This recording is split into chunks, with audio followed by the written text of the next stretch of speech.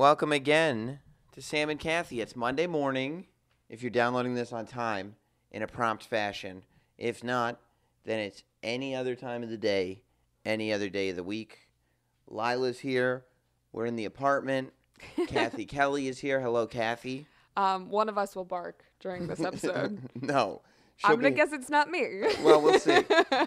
We'll see if I do my job. We'll find out. Of course, this is the companion podcast to Sam Roberts Show, which is on every night, Monday through Friday, starting at 9 p.m. Eastern on XM 103, Sirius 206. However, Cathy, yes, you were not on the show this week. I was not. Because you went to L.A. Yes. You were back in L.A. It was really the first time in 6 months, pretty much, right? It was so weird because I'm always that person that kind of like a nomad about, I don't mind where I live as long as I'm working. And so I've moved so much in the past, maybe like, I thought you were just in a good mood all the time. Oh. You see what I did? Yeah. That's so bad. That's like worse than my puns, but like I also kind of like it. But yeah, like in the past like 5 or 6 years, I've lived in like 5 different states, and like LA was the place where I spent the longest amount of time. I spent 4 years there, and literally packing up all of my belongings in a matter of 51 hours to move to Stamford, Connecticut, where I know no one. And you moved kind of like almost in the middle of the night, right? Oh, yeah. No, when I say 51 hours, I went, like, I was in Stamford visiting, like, trying to find an apartment, and then I moved back, and 2 days, I was packed all of my belongings. I had nothing in boxes or anything. Packed all of my belongings, sold a ton of stuff on Craigslist, and said goodbye to, like, my 3 friends that I, like, really, like, my best friends there, and didn't really, I mean, like, I told people that I was moving, but I didn't really have that much time to, like, spare to say, do, like, a going away party or something like that, which I wouldn't really need anyways, but. Didn't you wait until, like, the last minute to tell people because you. I was nervous about it not happening. Right. Like, right. I didn't, yeah. Right, because when WWE called, you're like, oh, my God, is this really happening? Is this really happening? Is this really happening? I'd waited for, like, years. Right, let me not tell anybody. It's like being pregnant and then not telling anybody until your kid is 2. Like, I just wanted to wait. So, well, he's 2. He's 24 months. Although it's so funny because that's a normal thing in LA. I actually do know a girl who I went to church with who had a baby and didn't tell anyone she was pregnant. Like, she just hid it in all of her photos and stuff. It was so weird. All of a sudden, she's just wearing hoodies all the time. Like, how do you hide? I understand, like, up until 3, 4, even 5 months, but she's a tiny girl. But still, yeah, it's very bizarre. Especially 9 months in. She's like, I'm just not going to leave the house for 2 months. And then there's, like, a picture of her in the hospital with a baby and her husband. So weird. I get it. So, but you were out there. You were doing the ESPYs. How is it like? Because, like, Stanford, like, you moved to the East Coast. Do people in L.A. understand that you didn't move to New York? You moved to Stanford? It's weird because, obviously, like, my close friends know. And then the people that I was talking to this past trip, I was selective of who I told. Like, I was like, oh, yeah, like, I live in New York. Like, it's just easier to say. Right. Because people don't understand, like, oh, Stanford is, like, kind of a suburb in a weird way. It's like an hour from the city. People might be insulted by it, but I feel like Connecticut is just a suburb of New York City. Yeah, exactly. Until you get way, like, upstate Connecticut. Bridgeport or something, right, yeah. Right, but, like, yeah, local Connecticut, Stamford, Greenwich, all those places are pretty much New York City suburbs. I mean, most of the people that work and live in Stamford or Greenwich or wherever commute into the city. Yeah. All the trains go into the city. It's like Rockford, Illinois, I feel like, is just a faraway suburb of Chicago. Right. It's not an actual city. Right. People are going to be so offended by that. San Diego's a suburb of, no. I think it is. Yeah. People commute, right? But so you didn't need your funny bone? Bought my elbow, yeah. I didn't know you had one of those. But you see what I did again? You're the worst. but so people don't really understand that you don't live, like, you didn't move because that's a big deal. I think, like, you moved from L.A. where you were kind of in the middle of everything, and you weren't like in Hollywood, but you were there all the time. I mean, Santa Monica. Right. Yeah, all of my friends lived. Some of them lived in West Hollywood. Some of them lived in Studio City. It was just, yeah. I suppose, and then Stamford, which is like just a place with a Target. Yeah. You know what I mean? Like there's Yeah. not the same. I spend my free time in the gym or catching Pokemon. Exactly. And I'm surprised even any Pokemon even go to Stamford. Oh, there's so many drowsies. There's not drowsies. Isn't that what they're called? Don't ask me. No, I'm asking you. Why'd you make me feel stupid for saying drowsy? Because I've never heard of anything called a drowsy. Well, I have like 12 of them. I know what one Pokemon is called. I've leveled them to Hypnos. What's it? Okay, I don't even want to get into the conversation. But I've been trying to play the Pokemon thing. I don't know what any of them are. Yeah, I try to evolve all of my Pokemon because I'm evolved. So. Yeah, I know what you mean, and it's like. You see what I did there? Like attracts like, I guess. Yeah. But you are a reflection of your Pokemon that you keep. Yeah, well, mine are all like whatever, the ones you just find and you just throw them in the thing on your phone. Yeah. So that's me. Do people understand though that you now are kind of a suburban chick that's just kind of doing your thing, in a sense? I mean, I was completely honest with all of them. I was like, Stanford's. I love LA. I was like, Stanford's interesting. I love my job. Like, that's what I told all of them is like, I love my job. I love, being able to go to, like the ones that I told that I lived in Stanford, I was like, I go to Manhattan a few times a week to do the radio show. And, they all kind of understand that. Did you miss it being out there? Did you feel like, oh, yeah, I remember when I escaped? I missed it so much. I never get homesick for anywhere. That's what I was telling you is like, I always like, I move place to place and I don't really think twice about it just because I'm moving to the next level of my career.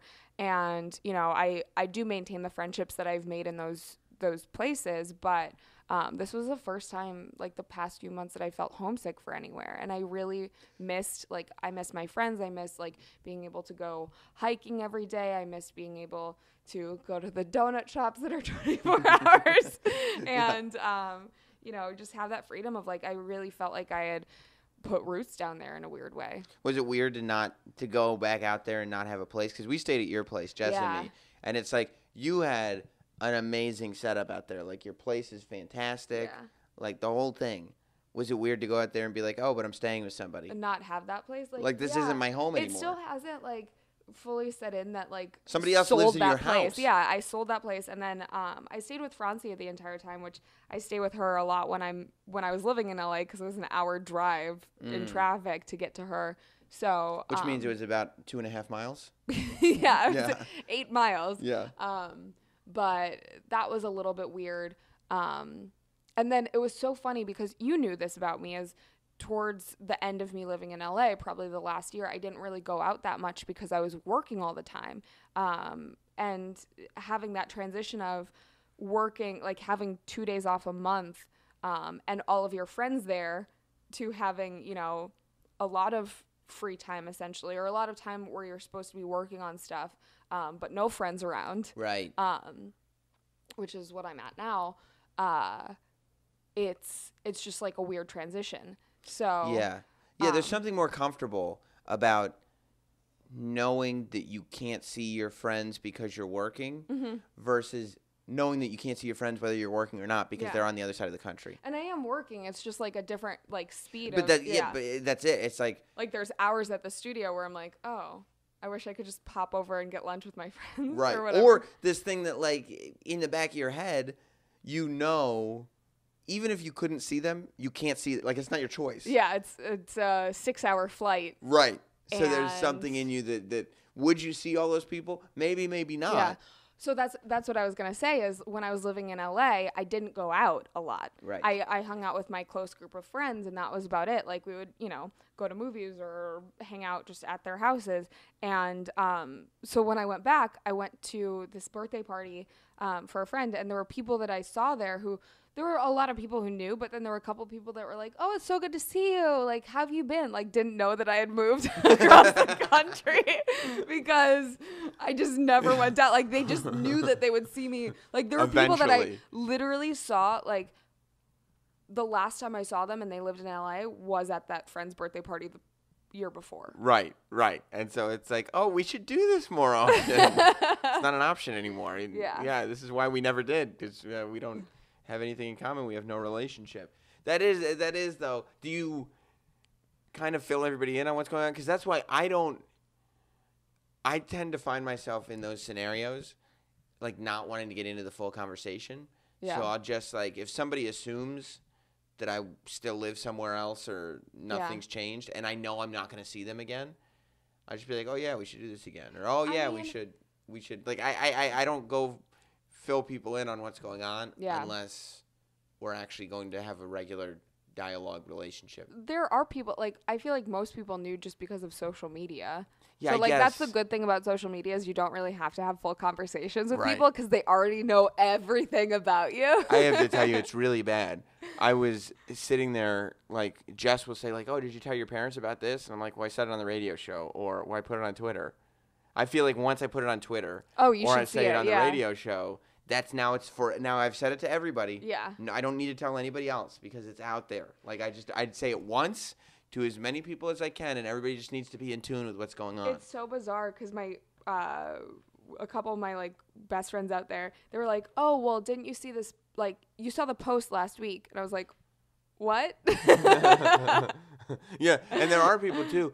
Facebook They expect you to know. Yeah, and Facebook has become such a thing that, like, I watch, because I'll, like, stalk other people's Facebook pages and see that the same groups of people post, and, like, every time a person posts, 9 people comment, and they all have this conversation with each other. So it's like, this has now become, your group of friends is It's like a group text, essentially. Right. Yeah. Right. Like, when me and my friends hang out on Facebook.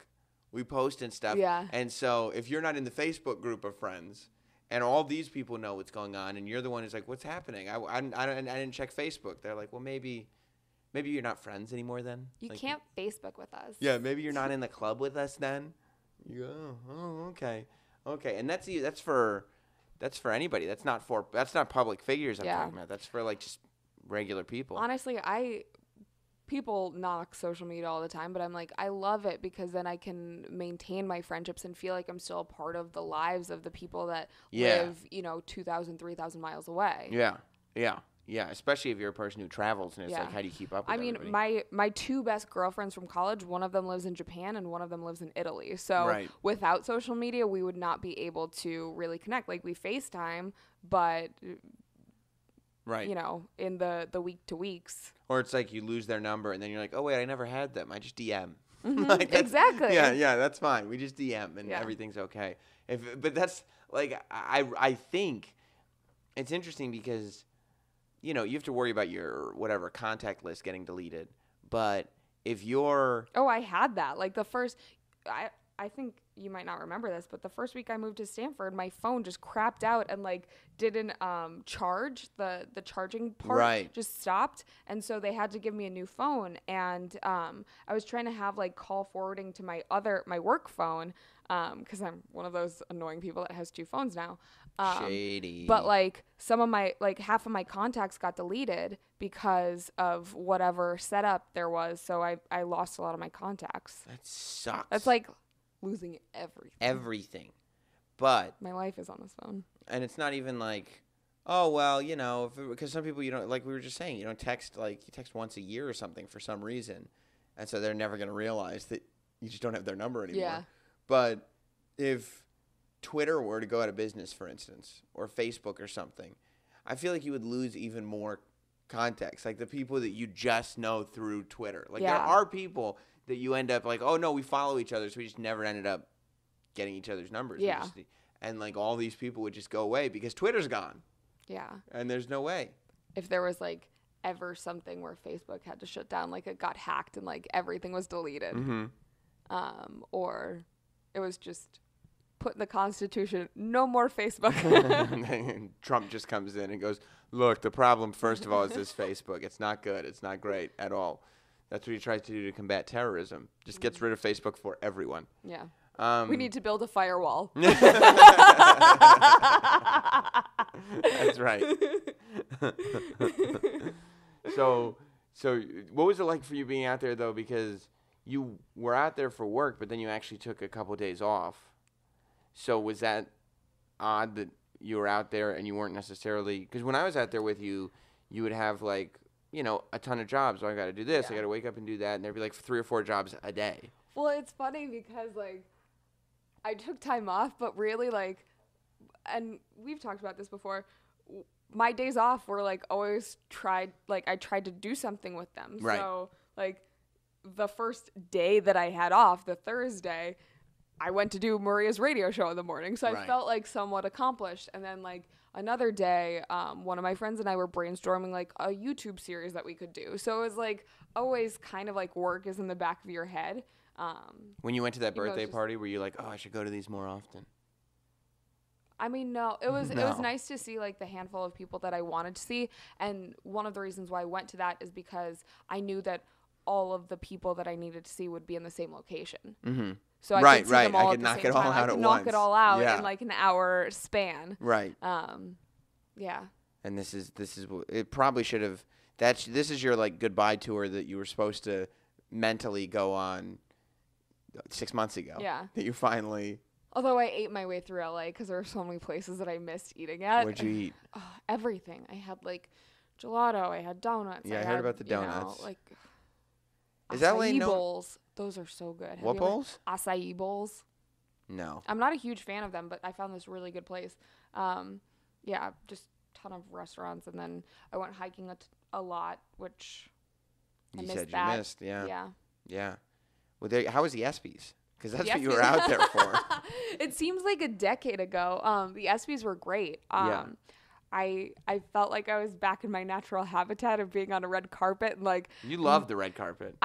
I just like that's my favorite thing to do is interviewing people. Like Right. I prefer it in long form when you're sitting down and get like an hour with someone, but I really I like learning things about people, and I like just having that conversation. And so it was really fun. And like before, I've told you this before, I feel like when I was in LA before, it was kind of like the indies of doing red carpets of like I would get paid $5 if I was lucky to do a red carpet. I was booking them as much as I could because Except I you wanted didn't that look like- experience. You didn't look like an indie worker showing up in like an old wrestling t-shirt and sweatpants. Yeah, You had to wear no. like a gown. I don't think anyone would stop for me if I was in like, although I did sometimes like wear Forever 21 dresses on red carpets just because that's what I could afford. At the time, yeah. So yeah, it was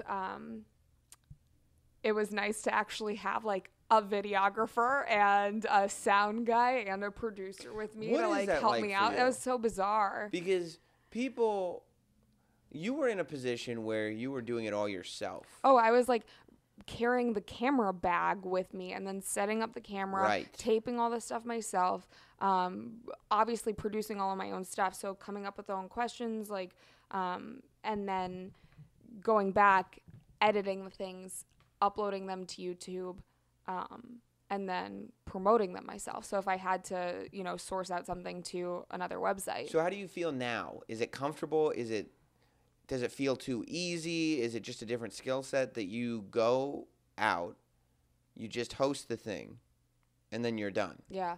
It's different, and I knew this from doing certain red carpets before, is each outlet wants something different. So, like, I know working with WWE, we're going to be talking a lot about John Cena hosting the ESPYs. Like, I know that in the back of my mind. So we're not going to talk about, like, someone's season of, like, how they did, or Right. We're not going to go in depth about, who they think is the best free agent. We're going to talk about relate the ESPYs to WWE. Would you be able to do all that sports stuff? Probably not. Yeah, that seems If we're difficult being to honest, me. I think that there are certain athletes that I would have no problem doing that with. But I'm more of a casual fan of basketball, football, baseball. I don't really watch NASCAR, which we talked to a couple people that were racers. So how fast does your car go? Real fast? But honestly, I got to the point on any red carpet I could do an interview with anyone. Like I would always I would come up with 5 to 10 questions before that, you could have a conversation and then like see where it naturally led. Yeah. But yeah, this time it was really nice having someone, film it all for me. It was also very bizarre having to, have 10 stand-ups written for you already. What's a stand-up? An intro to a package. So, right. A paragraph that you have to memorize and try to say verbatim. Right. While you're As melting your face off on a red carpet.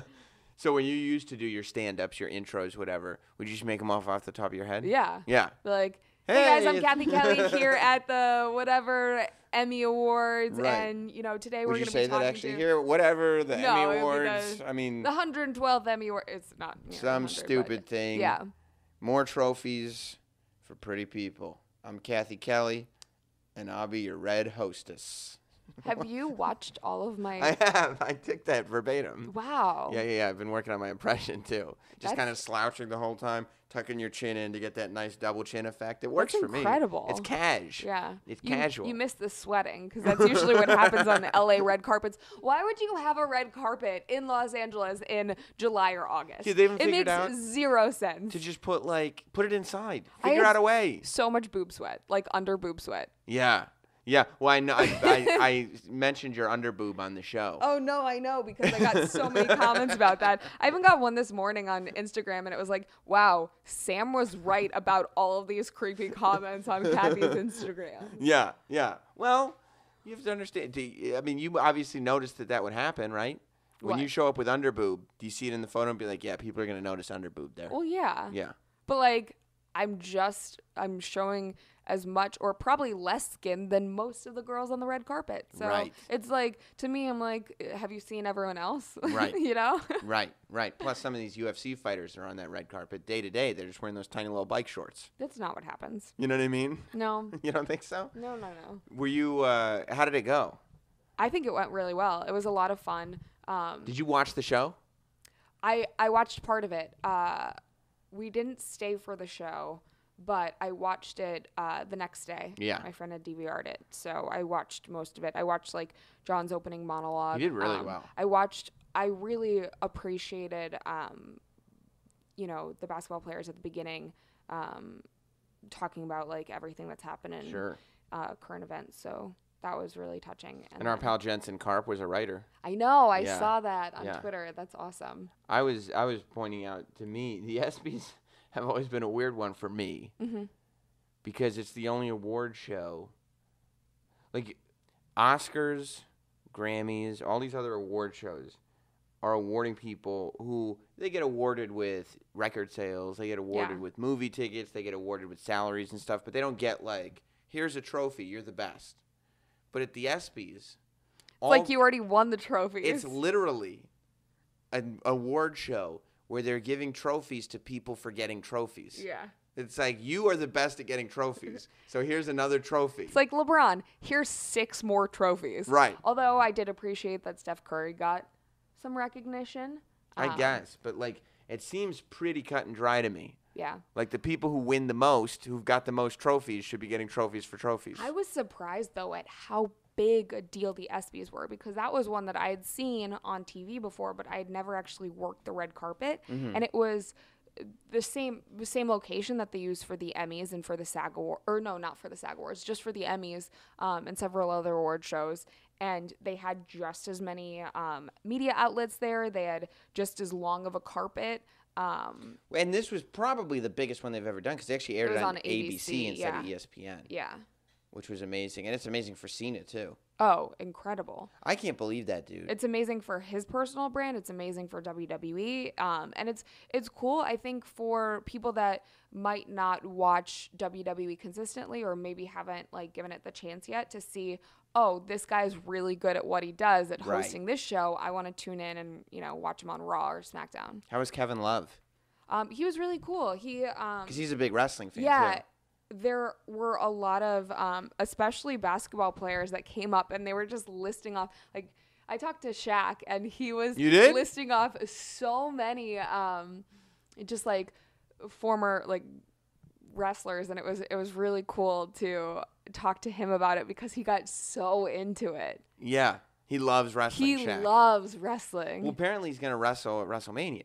I mean, it was laid out on the table that I was standing right there of Big Show and Shaq Big Show challenged Shaq to a match. At WrestleMania. Yeah, in Orlando. He's like, you're in Orlando, so let's make this happen. But Shaq was all about it. And it was cool to see some of the younger basketball players. And then we talked to a couple guys who were hockey players and MLB players of people that just like they were fans growing up, and so they were so excited about it now. Like a lot of them like still watch now and are like, I mean, Kevin Love wants to host a Raw or SmackDown. So. That's amazing. That's amazing. I'm sure they'll let him. I mean, they were freaking out that he had like Austin 316 blazing after he won that game. I don't know why you wouldn't have him do it. It's so funny. If him and LeBron did it, like that would be awesome. It's so funny, those guys, that like it's still, even though like people don't really say it, but being an athlete is still just doing what your inner child wants to do, right? Yeah. Like playing a sport for a living is completely giving into your inner child. That's a lot of hard work to do that, but that's what it is. Mm-hmm. So it's really funny to watch these guys who for a living kind of do what they would do as a child. Yeah.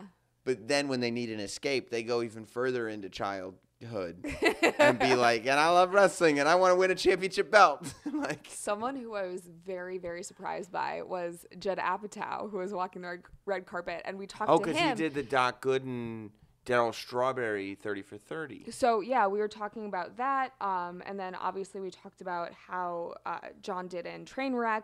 Yes. So I didn't know you talked to Judd Apatow. Yeah, and then we were talking about it, and I was like, I've been asking a lot of the athletes. I'm sure that interview will come out, but I was asking a lot of athletes, if they would ever consider getting in a WWE ring. And I was like, do you think we could ever see you in WWE in some capacity? And he's like, well, I clearly don't have the muscle mass. And then we started talking. I was like, well, as a guest manager or something. And he's like, well, I love Lou Albano. And like went off like. So he likes all the old stuff, the Captain Lou's of the world. Yeah. That'd be so funny. I mean, Judd Apatow is so funny. He was so much fun to talk to. Yeah. He really got into it. Yeah, I've interviewed him before, and he's just like, plus like everything he's done. He's probably, I don't think there's anybody who's more important in comedy, in film anyway, in the last. He's been so influential. 10 years? Yeah. And all of the projects I think that he's done, like, have just been consistently good. Like, everything that he puts his name on. Yeah. I like everything. And people got, like, I mean, he's had to go through what everybody has to go through. Like, when he first came out with stuff, it was all about it. Like, 40-Year-Old Virgin, Knocked Up. Everybody was like, yeah, yeah, yeah. And by the way, that wasn't even when he first came out with stuff. Did he do Freaks and Geeks? Him and Paul Feig did Freaks and Geeks. Okay. And that's what people, like, so that's Judd. I love Judd Apatow's story because Paul Feig created Freaks and Geeks. Okay. But Judd Apatow came on board with him and did it with him. That was such a good show. It was the best. So underrated. So Judd Apatow does Freaks and Geeks. Mm-hmm. Amazing show. One season, no more. And it's like, I don't know what happened. Then he does this sitcom for Fox, which I think you can get on Netflix, but I have on DVD. It's amazing. It's called Undeclared. Did you ever watch that? Mm-mm. It's great. And Seth Rogen's in it. Yeah. And Adam Sandler does a guest spot and all this. It's amazing. And Charlie Hunnam. That's his first big thing. Charlie Hunnam plays, he's the guy from Sons of Anarchy, Jax Teller. He plays this, like, either British or Australian drama student that gets all the chicks. See, that's the thing like with Pretty Charlie. Boy. Like, I will never see him as anything other than Jax Teller. I don't know if I can. Well, when I turned on Sons of Anarchy, I was like, is that the guy from Undeclared? So. But that's also one of the things that I love about Judd Apatow is he can seamlessly go from doing a television series to a blockbuster comedy to a documentary about sports. He also wrote the movie Heavyweights, the Disney movie, which is like one of the best movies of all time. It's amazing. And so all this stuff is happening. He writes Heavyweights. He comes out with these 2 series and Undeclared again. Awesome show. 1 season. Done. Jay Baruchel, who's in This Is the End. Mm-hmm. He's the star of Undeclared. Oh. That's where Judd Apatow got him from. So. It's like he just has his family. Crew. He's like, I got these kids. They're going to be big. Yeah. We're all going to do this together. And like Seth Rogen. Seth Rogen was on Freaks and Geeks. Yes. And Judd Apatow liked him so much that he was young. He started letting him write. So he starts writing on Freaks and Geeks. I think people that haven't seen Freaks and Geeks would be really surprised by the cast. It's James Franco, I Seth know. Rogen, Jason Segel, like everybody. Linda Cardellini, like Busy Phillips. But then after he's writing on Freaks and Geeks. That show goes off the air. Seth Rogen goes on to write for Ali G. Okay. And write for the Ali G show, which is this huge thing. And then 40-Year-Old Virgin. Ali G. Ali G. Ali G. Ali G. Ali? Ali G. Yeah, Ali G. Ali. It's Ali, I think. And then but 40-Year-Old Virgin comes out, and nobody thinks this is going to be successful because also Steve Carell is just this dude from The Daily Show. Mm-hmm. And so Judd had gone through almost hit. Like everybody said that everything was good, but nothing was a hit. Sticking, yeah. It wasn't a mainstream audience at that point. It was like very loyal fans, but it was a smaller group. And you would say that like he's not winning, right? Like all this stuff is coming out and it's not succeeding. Mm-hmm. And then 40-Year-Old Virgin does really well, and then Knocked Up knocks him into the stratosphere. Oh yeah. But then what people do is like Knocked Up and like I can't remember which was the one that came right after Knocked Up. But there was a follow-up, and then there was, this is 40, tons of movies, Funny People. But I feel like by the time Funny People came out, people started to kind of go, like, sour on Judd Apatow because his name was on everything. But I don't think it was fair because, like, everything was good. The industry's pushing him too much. Right, exactly. He's not our guy anymore. Exactly. But he's managed to continue. And you know what he does since doing Funny People? He does stand-up still. Oh, yeah. No, so, like, he just pops into clubs and does stand-up. I've actually seen him do stand-up before, and he's incredible. He was good? Yeah, he did a really long set, too. I think it was, like, an hour. Yeah. That's amazing. But you know how he did Trainwreck? Because he directed Trainwreck, too. Mm-hmm. He heard Amy Schumer on Howard Stern's show. He just heard the interview. And he was like, Amy, we got to meet. You got to write a movie. Like, I want to do something with you. We got to figure this out, blah, blah, blah. And that's just, I mean, I'm sure, by the way, that he's had 100 of those lunches with people that haven't gone anywhere. So it's not like, but it is amazing the way things start. Yeah. But yeah, I mean, I think I've liked everything. I mean, he's even when he's not, everything he's written, directed that's been his, I've loved.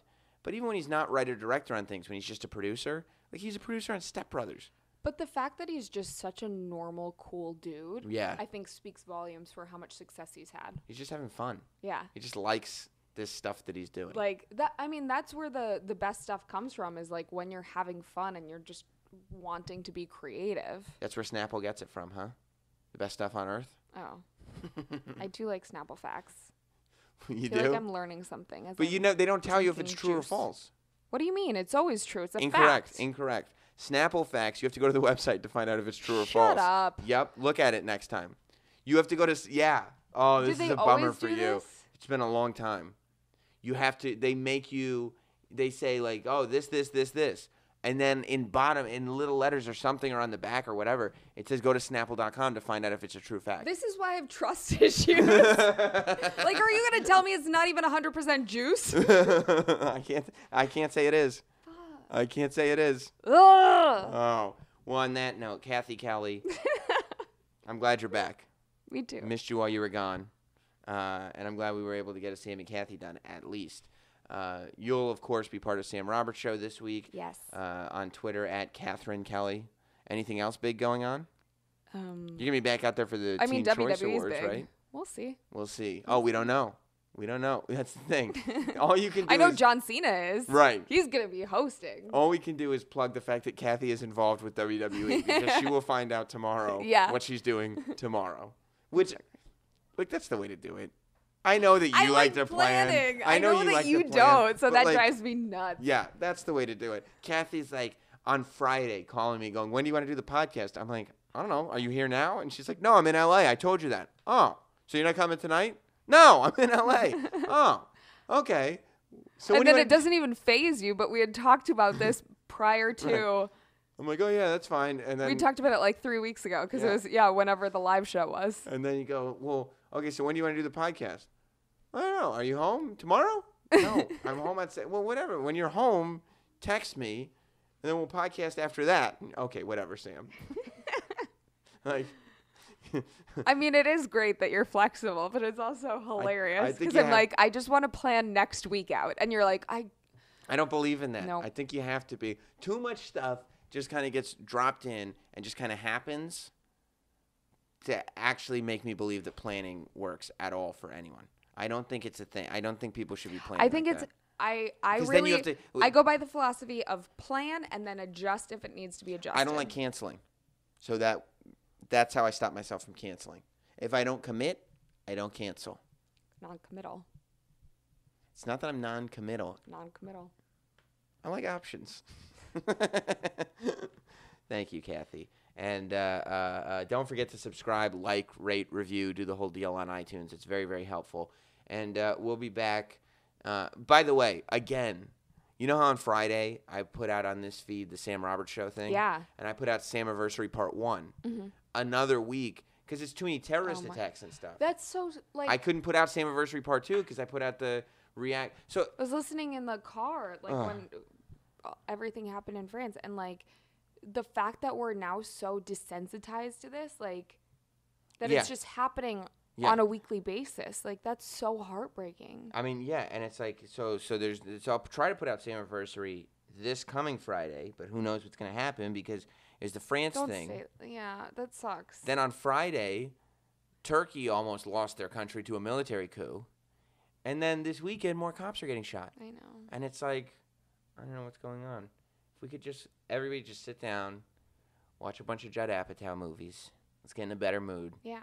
Let's realize there's fun stuff going on, and everything will be okay again. Everything will be okay. We'll talk more about everything on Sam Roberts Show this week. Thank you, Cathy. Thank you. We'll see you next week.